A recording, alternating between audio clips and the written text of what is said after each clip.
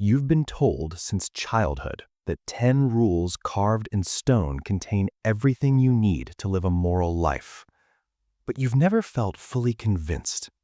Not because you're rebellious, but because something about the math doesn't add up. 10 commandments, infinite human situations, and a gnawing question you've never spoken aloud. How did we convince ourselves this made sense? You're not alone in this feeling. There's a peculiar psychological phenomenon that happens when we inherit moral systems. We accept them as complete, as sufficient, as though ancient wisdom automatically equals universal wisdom. But here's what you've noticed, even if you've never named it. The 10 Commandments never mention slavery. They were given to a people who owned slaves, who would own slaves for centuries after, and yet nothing. No commandment against rape as a moral violation. In the context they were written, rape was often treated as property crime against a father or husband, not a violation of personhood. The commandments say nothing about child abuse, nothing about consent, nothing about systemic injustice.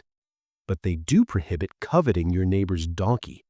They do command you to honor specific family structures. They do regulate which day you rest. This isn't an attack.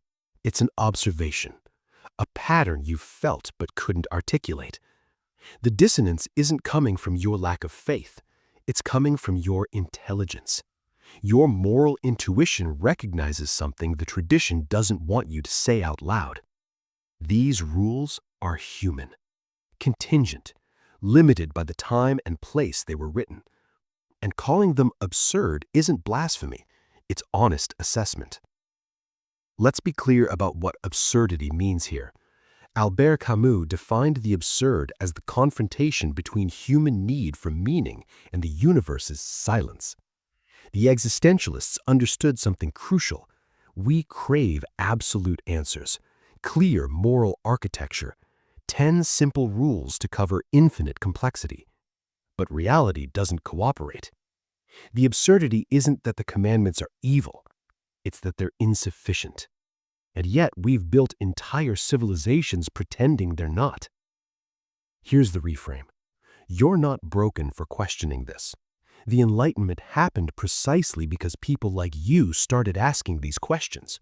Philosophers from Spinoza to Kant to Nietzsche recognized that inherited moral systems need scrutiny, not destruction, scrutiny. The rabbinical tradition itself understood this. The Talmud is thousands of pages of argumentation precisely because the Torah alone wasn't enough. Jewish scholars spent centuries building interpretive frameworks because they recognized the gap between ancient text and living reality. The Islamic tradition developed fiqh and ijtihad, legal reasoning and independent judgment, because even the most devout recognized that revelation requires interpretation. Christianity splintered into thousands of denominations, not primarily because of theology, but because moral application became impossible to unify. So your discomfort isn't sacrilege, it's participation in humanity's oldest conversation. How do we live well when the old certainties no longer match the territory? Your brain is doing something very specific when it encounters the 10 Commandments. Cognitive scientists call it sacred value protection. When something is labeled sacred, your prefrontal cortex actually processes it differently. You resist cost-benefit analysis. You resist proportionality testing. You resist comparison. This is ancient wiring. Tribal survival depended on unified belief systems. Questioning the group's sacred narratives meant exile, and exile meant death.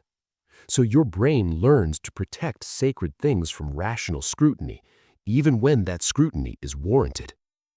But here's the mechanism beneath that. You're experiencing what psychologists call cognitive dissonance. Two incompatible beliefs creating psychological tension.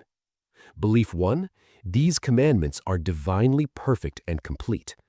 Belief 2, these commandments don't address things my moral intuition says are fundamental. Your brain tries to resolve this tension, usually by suppressing one belief. Most people suppress the second one. They find theological explanations, interpretive frameworks, ways to make the incomplete feel complete. And that works, until it doesn't. Because the human mind seeks coherence, not just obedience. The Enlightenment philosopher Immanuel Kant argued that true morality requires autonomy. Rules you follow only because authority demands that aren't moral, they're compliance. Morality, Kant said, comes from the rational will, from understanding why something is right, not just that you've been told it is. This is why the commandments create cognitive friction. They demand obedience to rules you don't fully understand, rules that don't cover situations your conscience cares about, and your brain notices. The absurdity emerges here. We've taken a Bronze Age legal code written for a nomadic tribe and declared it timelessly perfect, while simultaneously building vast theological systems to explain what it really means. If it were truly perfect, would it need such explanation? If it were truly complete, would we need thousands of years of supplementary reasoning? The mechanism is this. Your conscience is more sophisticated than the text allows, and rather than honoring that sophistication, you've been taught to suppress it, to call it pride, to call it sin, to call it anything but what it actually is: moral development. So what do you do with this? How do you navigate moral life when the old certainties feel insufficient? First principle, acknowledge the inheritance without enslavement. The Ten Commandments aren't worthless. They're artifacts, historical moments in humanity's moral evolution. Don't murder is good. Don't steal has utility. Don't bear false witness builds trust. But you can appreciate historical tools without pretending they're still optimal. We don't perform surgery with Bronze Age instruments. We don't navigate with ancient maps. Why would we expect Bronze Age ethics to address modern complexity? Honor the inheritance, study it, understand its context, then build on it. Second principle, reclaim your moral intuition. Evolution gave you conscience for a reason, not to ignore, to refine. Philosopher David Hume argued that morality comes from sentiment, from what he called moral sense. You know rape is wrong, not because a commandment says so. You know it through empathy, through recognition of personhood, through felt understanding of violation. This is more sophisticated than rule following.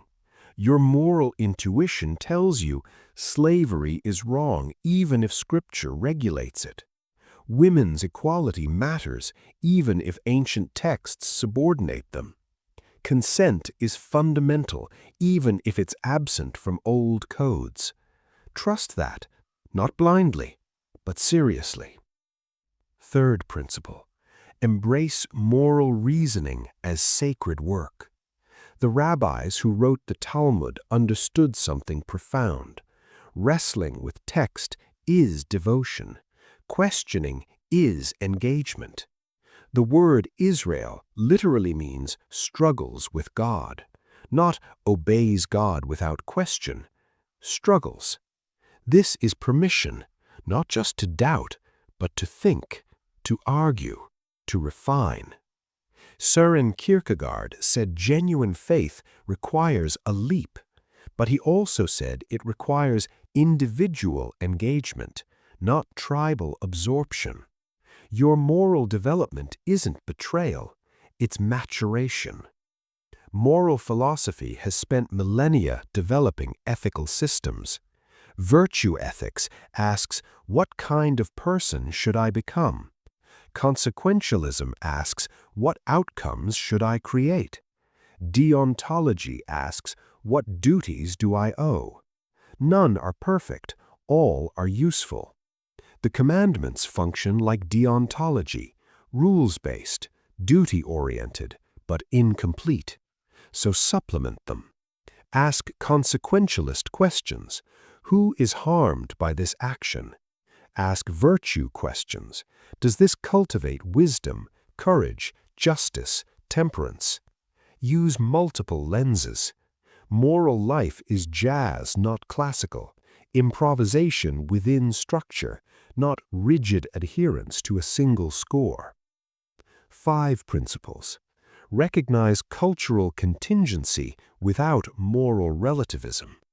This is the tightrope. Yes, the commandments are culturally contingent, written for specific people in specific circumstances. But that doesn't mean all morality is arbitrary. Harm is real. Suffering is real. Dignity matters across contexts. The philosopher Martha Nussbaum argues for universal human capabilities, things every person needs to flourish: bodily health, emotional integrity, practical reason, affiliation. These aren't written on stone tablets, but they're more universal than the tablets ever were, because they're grounded in human nature, not cultural accident. So reject the commandments as sufficient, but don't fall into the void of everything is relative. Build better, more comprehensive, more humane. Here's the mental model that ties this together. Think of morality as a living structure, not a monument. The 10 Commandments are the roots, historical, foundational to Western thought. But roots alone don't make a tree. The trunk is reason, your capacity to think through principles, to apply logic, to recognize patterns. The branches are experience, what you've learned through living, through witnessing harm, through feeling empathy. The leaves are contemporary moral insights, human rights, equality, consent, environmental responsibility, things the roots never imagined, but which grow naturally from a healthy system. And the fruit? The fruit is moral action, not perfect, but considered, compassionate, responsive to reality. The absurdity was thinking the roots were the whole tree, that 10 rules from one moment in history could contain all moral truth. They can't, they never could. And admitting that isn't destruction, it's horticulture, tending the living thing rather than worshiping the dead wood. This model frees you. You don't have to abandon heritage, you transcend it. You don't have to choose between faith and reason, you integrate them. You don't have to pretend ancient wisdom is perfect, you honor it as partial, as one voice in a longer conversation. The existentialist Paul Tillich wrote about the God above God, the idea that ultimate truth transcends human formulations, even sacred ones. This applies to moral systems too, the good beyond the commandments, not erasing them, but not bound by them. You've been carrying unnecessary weight, the weight of pretending that 10 ancient rules are enough, that your questions are dangerous, that your conscience is untrustworthy. None of that is true. The commandments are absurd not because they're evil, but because we've asked them to do something they cannot do, to be timeless when they're historical, to be complete when they're contextual, to be sufficient when they're partial. And you've felt that absurdity in the quiet moments when the rules don't cover what matters, when you know something is wrong even though no commandment addresses it, when you feel compassion pulling you beyond the text. That's not rebellion, that's growth. Every generation faces this moment, the moment when inherited wisdom reveals its limits. Most suppress the recognition, bury the doubt, repeat the formulas. But some don't. Some honor the question, sit with the discomfort, build something better. You're part of that lineage, the long line of humans who refuse to confuse tradition with truth, who loved wisdom more than certainty, who chose integrity over comfort. This isn't easy. There's grief in it. letting go of absolute certainty, accepting that you must think for yourself, that no stone tablets will do the work of conscience. But there's liberation, too, the freedom to build moral life on honest ground, to use reason without guilt, to trust your empathy, to say, the old maps were incomplete, and that's okay. I'll make better ones. The commandments will remain in museums, in synagogues, in churches, in scholarship, but not as prison, as artifact, evidence of humanity's first attempts at codified ethics, beautiful in their way, limited in their reach. And you'll keep walking, asking better questions, building more comprehensive frameworks, honoring both reason and compassion, ancient wisdom and contemporary insight. The absurdity isn't in you, it's in the claim that 10 rules were ever enough, that stones could contain the infinite complexity of human moral life. You've seen through that claim, not with cynicism, with clarity. And now you're free to build something truer, something that honors the best of what came before while refusing to be limited by it. That's not apostasy, it's evolution, and it's exactly what moral maturity looks like.